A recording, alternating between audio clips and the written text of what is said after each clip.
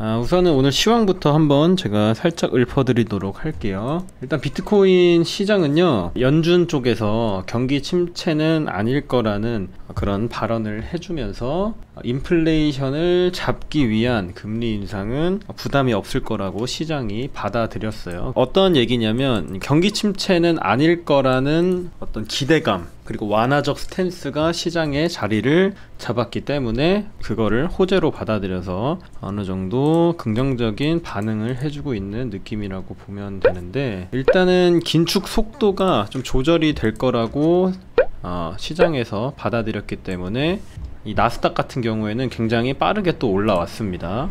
아주 가파르게 조정이 거의 없는 상태로 이렇게 상승을 해줬죠. 미 증시와 비트코인은 어찌되었건 커플링되는 흐름을 계속 가져갈 수밖에 없기 때문에 지금 이 나스닥 지수가 너무 강하게 조정 없는 흐름으로 상승을 해줬다.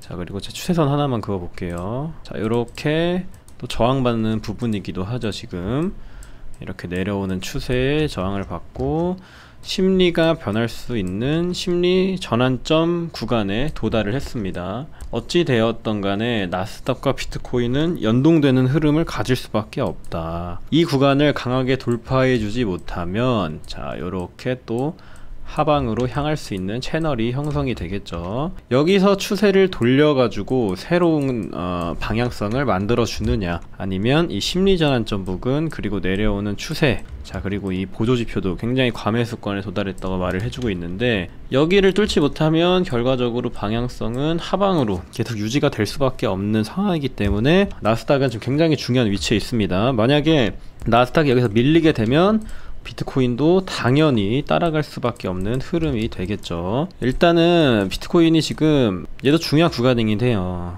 자, 바로 요 구간이죠. 이렇게 지지를 받았던 구간이 시간이 지나면 어떻게 된다?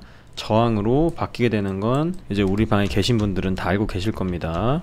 아주 단순한 원리죠. 이렇게 지지선이었던 건 아래로 하방 돌파가 나오게 되면 저항선으로 작용이 되게 됩니다. 아주 당연한 얘기고요. 이런 지지저항선 같은 거는 제가 말씀을 또 어떻게 드렸냐면 오른쪽에서 왼쪽으로 봐라, 이렇게 말씀을 또 드렸어요. 예전에 지지받고 저항받았던 부근보다 현재 저항받는 부근이 훨씬 중요합니다. 이해되시죠? 한 가지 구간을 제가 찾아볼게요. 예전에 뭐 저항을 받았던 요런 구간이 하나 있어요. 그죠? 근데 이게 시간이 지나서는 이렇게 뚫렸다가 뭐 다시 지지받았다가 뚫렸다가 여러 번 반복이 된단 말이에요. 그러면 더 이상 이 선은 그 지지저항으로서의 역할을 상실을 하게 됩니다. 가장 좋은 거는 최근에 저항을 어디서 받았는지, 최근에 지지가 어디서 나왔는지를 체크를 하셔서 그 선을 오른쪽에서 왼쪽 역순으로, 지지저항도 역순으로 긋는 걸 추천을 드립니다. 자, 한길님, 비트 조정 이후 회복이 빠른 코인과 더딘 코인의 차이를 알 수 있을까요? 라고 말씀을 하셨는데, 글쎄요, 뭐 그 부분은 사실 세력 마음이죠. 세력이 빠르게 올려주느냐 늦게 올려주느냐 그 차이인데, 뭐 그나마 무슨 신호가 가장 빠르게 올라올 만한 코인들에 대한 신호가 뭐가 있을까 라고 생각을 해봤을 땐 아무래도 물량을 좀 받아 쳐준 애들이 힘을 응축했다는 증거기도 하니까 빨리 달려줄 수 있을 거라는 생각도 들고요. 대표적으로는 웨이브 같은 친구들이 하락이 크게 나오면서 거래량이 엄청나게 터져준 종목이기도 하죠. 이런 친구들이 비트가 회복이 된다고 했을 때 충분한 추세 전환의 시그널을 우리가 차트에서 파악을 했기 때문에 이런 애들이 좀 빨리 가질 수 있지 않을까 라고 생각을 하고 있기는 합니다. 그리고 사실 여러분들도 다 아시겠지만 코인은 테마 순환이 돌잖아요. NFT 테마 순환이 돌고 뭐 메이저 순환이 돌고, 그 다음 뭐 시총 1000억에서 5천억 정도의 뭐 잡코인들 순환매가 돌고, 이런 돈들의 사이클이 있단 말이죠. 그러니까 이 세력이라는 어떤 마켓 메이커, MM이라고 부르죠. 시세를 만들어주는 사람들은 이 돈을 한 곳에만 이렇게 몰아넣고 가만히 두지는 않습니다. 이게 무슨 소리냐면, 자, 메이저 코인들이 쭉 있으면 여기서 돈을 막 돌려요. 돈을 수급을, 개미들을 꼬셔서 수급을 돌게 하는 거죠. 이 메이저 코인들에. 그 다음 자기들이 익절할 만한 구간이 온다 그러면 다른 코인으로 넘어갑니다. 뭐 NFT, 여기서 돈을 계속 돌려요. 또 그 다음에 개미들이 꼬이겠죠. 돈을 막 돌렸으니까 빨간불이 막 들어오니까 여기서 돈이 또 다른 데로 갑니다. 뭐 어디로 갈까요? 뭐 잡코인 이런 식으로 돈의 순환은 계속 돌게 되어 있기 때문에 진영님이 말씀하신 회복이 빠른 코인과 더딘 코인의 차이는 일단은 그 장세를 봐야겠죠. 그러니까 메이저 주도장인지 코인들 주도장인지를 체크하시고 그 다음에 주도 테마주들 중에서 거래량이 유별나게 터진 애들 위주로 좀 보시는 게 좋지 않을까, 개인적으로는 이렇게 생각이 듭니다. 한길님 디센 추천해주신 거 1차 목표가 올 것 같네요. 1455면 다 팔까요? 라고 말씀하셨는데 한번 보겠습니다. 다 왔네요 거의. 자, 디센 같은 경우는 돌파 자리예요 사실. 얘는 한 방 더 쳐줄 수 있는 위치라서 1450원에서 절반 파시고 나머지는 요 정도 보시면 됩니다. 1780원 정도 봐주시면 될 것 같아요. 일단은 일봉 모양도 굉장히 좋죠. 이렇게 반 서클 원 모양, 그러니까 컵 모양을 탁 만들어주고 이 언덕배기를 돌파하는 자리이기도 하고, 보통 이런 패턴들의 목표가는 자 이렇게 복사 붙여넣기 해서 이 정도 잡거든요. 그러니까 기존에 원을 만들었던 크기의 파동분만큼 하나 잡고 그 다음 위에 붙여넣기 해서 이렇게 대충 목표가를 때려 맞춰 보면은 한 1780원 정도 나옵니다. 근데 지금 장세가 그렇게 좋지 않아서 시세가 연속적으로 달려주기는 힘듭니다. 어쨌든 간에 가격이 계속 올라가려면 개미들의 수급이 붙어줘야 하는데 지금은 수급이 사실 그렇게 강하지 않죠, 장세가 전체적으로. 그래서 시세를 짧게 챙기시는 게 아무래도 유리하지 않을까. 10% 정도 수익이면은 과감하게 다 익절하셔도 됩니다. 우리가 목표가를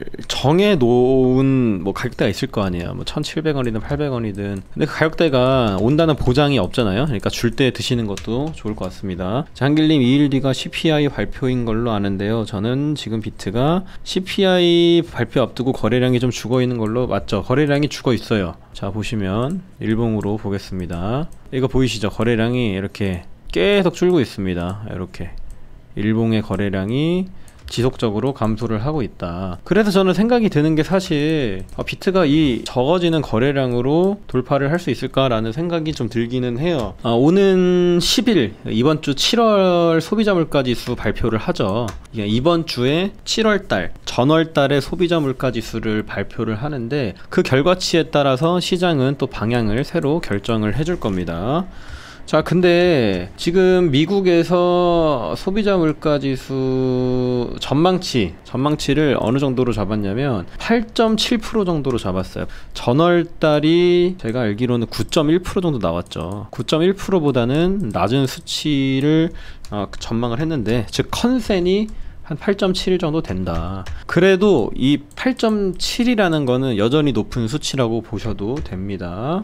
그리고 변동성이 높은 뭐 식품과 에너지를 제외한 핵심 CPI, 이제 근원이죠. 근원 CPI는 좀 더 높아질 것으로 예상을 하기도 했고요. 일단은 9월달에 또 FOMC 회의가 있어요. 9월달 22일 정도에 금리 인상을 또 하게 될 텐데, 일단은 빅스텝이 32% 정도 사람들이 전망하기는, 그 다음 자이언트 스텝이 68% 정도 됩니다.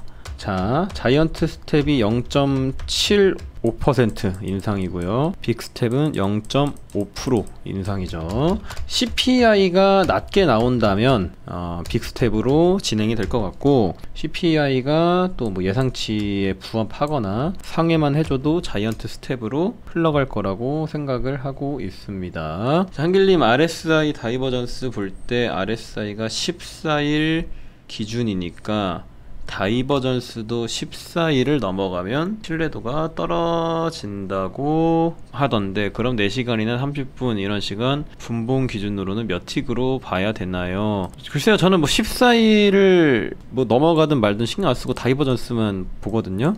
종훈님이 차트를 굉장히 딥하게 파시는 것 같아요. 딥하게. 너무 좋은 그런 습관을 가지고 계신 거죠. 그런 시간값까지 고려하는 거는 뭐 나쁘지 않은 전략이긴 한데, 저는 차트를 볼 때 너무 여러 가지를 고려하지 않으려고 해요. 왜냐면 이게 14일을 넘어가든 14일을 안 넘어가든 어쨌든 우리가 차트를 볼 때 하나의 확률을 더해주는 거란 말이죠. 근데 이 RSI 다이버전스에도 너무 많은 기준을 넣으면 내가 진입할 타점이 굉장히 현저하게 줄어들게 됩니다. 너무 많은 조건, 너무 많은 진입 조건은 과유불급이 될 수 있다. 그래서 단순하게 조금 보시는 것도 나쁘지 않을 듯 하다는 말씀을 드립니다. 저는 개인적으로는 그렇게 생각을 하고요. 다이버전스를 볼 때 14일이 뭐 넘어가고 안 넘어가고 기준은 중요하게 생각은 안 하는 편입니다. 근데 제 주관적인 의견이니까 종우님 신념대로 저희 매매를 해주시면 될 것 같아요. 그리고 많은 분들이 또 질문을 해주시는 게 있어요. 그게 뭐냐면 제가 하나 띄워드릴게요. 자, 요거죠. 인플레 감축법이 통과가 됐다. 559조. 이거 시장에 돈이 들어오는 거 아닌가요? 이렇게 말씀을 한단 말이에요. 바이든 대통령이 저기 지지율을 뭐 생각해서 돈을 엄청나게 풀어대니까 이게 증권시장에 들어오는 게 아닌가, 이런 얘기를 하시거든요. 이 엄청난 돈이. 근데 그거는 잘못 알고 계십니다, 여러분들. 자, 미국 상원이 4,300억 달러의 인플레이션 감소 법안을 통과시켰습니다. 이렇게 얘기를 했어요. 근데 중요한 게 뭐냐면 이 법안은 기후변화 대응에 3,600억 달러, 처방약 인하를 위한 전국민 건강보험에 640억 달러가 투입이 됩니다. 그리고 대기업에 최소 15% 법인세를 부과하고 국세청 세무조사를 강화하는 내용이 포함이 됐다. 자, 이 얘기가 증시랑 상관이 없죠. 그냥 돈 푼다고 해서 시장이 올라갈 거라고 생각을 하시면은 조금 곤란하다는 얘기고, 옛날에 코로나 대위기로 뿌렸던 돈들은 소비자들의 주머니에 바로바로 꽂혔단 말이에요. 실질적으로 이 시장 소비자들이 소비를 늘려가면서 기업들의 매출을 올릴 수 있게 직접 이 소비자들한테 돈을 꽂아 넣어줬는데, 이 인플레 감축법은 전혀 다릅니다. 기후변화 관련 지출, 뭐 약값 인하, 이런 내용들이기 때문에 사실상 크게 뭐 여러분들이 좋아하실 내용은 아니다 정도로 생각을 하시면 될 것 같아요. 한길님 현재 코베 오더북을 보면 18K에서 12K까지 매수벽이 두텁고 라고 말씀하셨는데, 아마 요거를 얘기하시는 것 같아요. 그쵸? 이게 보면은 18K부터 12K까지 굉장히 매수벽이 두텁게 쌓여 있습니다. 많은 이 시장 참여자들 중에 대량의 물량을 사모으려고 하는 고래 세력들은 아무래도 이 구간까지는 내려오지 않을까 라고 생각을 해서 여기에 매수벽을 걸어둔 게 아닐까 싶어요. 저배 숏을 뭐 모으고 있다고 하는데 8월 10일 날 발표될 CPI와 관련이 있지 않을까, 저는 개인적으로 그렇게 생각은 하고 있습니다. CPI에 맞춰서 숏 물량을 조금씩 모아 나가고, 막상 발표가 되면은 내리꽂는 거 많이 경험하셨죠, 여러분들. 항상 긍정적으로 얘기해요. 시장은 그런 큰 발표를 하기 전에 긍정적으로 받아들입니다. 시장이 이제 막 경기 침체가 아니래, GDP가 2분기 연속 역성장을 했지만 경기 침체는 아니야, 이렇게 얘기를 하죠. 희한한 세상이죠. 경기 침체가 아니다. 그리고 소비자 물가지수도 자, 전망치가 뭐 8.7% 정도지만 하지만 경기 침체는 아니다, 뭐 이런 식으로 얘기를 한단 말이에요. 그 이유에 대해서 생각을 해보면 아무래도 원자재 가격들이 많이 떨어지기는 했어요. 실제적으로 원유 가격도 그렇고 곡물 가격, 근원 원자재 가격들이 조금 하락을 해준 경향이 있어서 어느 정도 인플레가 좀 잡혀가고 있다 라고들 얘기를 하는데, 제가 뭐 하나 보여드리겠습니다. 자료를. 미국 경기가 지금 어떻게 되고 있냐에 대한 얘기를 좀 드리려고 하는데, 자, 미국인들은 4월 이후 23.3억 개의 신용카드 계좌를 개설했으며 이는 2008년 이후 가장 큰 증가다. 자, 신용카드 부채는 4월 이후 13% 증가해 2001년 이후 가장 큰 증가폭이고, 총 신용카드 부채는 사상 처음으로 1조 달러를 넘을 것으로 예상이 된다. 즉 거품이 엄청나게 팽창을 하고 있는 상황이다. 실제적으로는 이렇게 경기가 돌아가고 있습니다. 그리고 또 하나 보내드렸던 거, 블랙록의 지금 자산 매각 현황인데, 이 블랙록의 CEO가 지난주에 주식을 8% 정도 추가로 매각을 했어요. 이게 코로나 쇼크 이후로 가장 큰 주식 판매고, 이 사람이 또 이만큼 팔아치웠던 거는 코로나 쇼크 직전이었습니다. 굉장히 눈여겨볼 만한 눈여겨볼 만한 판매 행위라고 볼 수가 있겠죠. 그리고 제가 올려드린 이 내용도 꼭 한 번씩 확인을 하시길 바랄게요. 비농업 고용지수에 대한 얘기, CPI에 대한 얘기, 중소기업 지수에 대한 얘기, 모든 경제적 이슈들이 다 섞여 있는 내용이니까 굉장히 정리를 잘 해주셨더라고요. 이 내용을 한 번씩 필독을 또 해주시기를 바라겠습니다. 자, 그 다음에 한 가지만 더 체크를 해보도록 하겠습니다. 어쨌든 비트코인이 추세 전환 상방으로 해주기 위해서는 이 부분을 뚫어줘야 된다는 거 체크를 해주시기 바랍니다. 23,457에서 23,342 이 정도 부분이고요. 지금도 해당 부분에서 가격이 막히고 있는 모습이 나와주고 있죠. 뭐 짧게 숏타 볼 만한 자리기는 해요. 현재 자리가 지금 요 자리, 요렇게 저항을 받아줬던 이 자리가 짧게 숏을 좀 태워볼 만한 자리긴 하다. 근데 제가 적극적으로 추천을 안 드리는 이유는 이 캔들의 조합 때문에 그렇습니다. 캔들의 조합, 캔들이 요렇게 아주 이쁜 모양 만들어주고 있죠. 바닥에서의 추세 전환을 해주려는 모양새를 만들어주고 있고, 자, 이 머리 부분 볼게요. 머리 부분, 그러니까 머리는 바닥 부분입니다. 바닥 부분에서 이렇게 거래량들이 유의미하게 또 수급이 되고 있기 때문에 일단은 캔들의 모양이 굉장히 양호하다. 그래서 뚫어줄 확률이 좀 있기는 한데, 여기서 못 뚫으면 또 크게 한번 먹어볼 수 있는 거라서 글쎄요, 한 23,400 정도에서 한번 담아볼만 하지 않을까, 이렇게 저는 개인적으로 생각을 하고 있습니다. 대충 여기 파란색 선 정도에 닿으면은 한번 타볼만 한 것 같기는 해요. 또 단기적으로 이렇게 조정 없이 상승세를 이어나가고 있는 모습이기 때문에 여기서 웨지 패턴으로 아래로 빠져준다면 어느정도 나쁘지 않게 수익을 볼 수 있을 것 같습니다. 현재 자리도 그런 패턴을 만들어가고 있기도 하죠. 자, 요 정도로 말씀을 드릴 수가 있을 것 같습니다. 그리고 3기방도 지금 모집을 하고 있는데 많은 분들이 신청을 해주셨어요. 저번에 말씀드렸다시피 3기방 발표는 광복절 지나고 진행을 해볼 예정입니다. 그 전까지 미리미리 준비를 다 해주셔서 신청도 해주시고, 당첨되신 분들은 제가 또 최선을 다해서 시드 늘리기를 도와드리도록 하겠습니다. 자, 오늘 방송했던 내용들 한번 정리를 해보도록 할게요.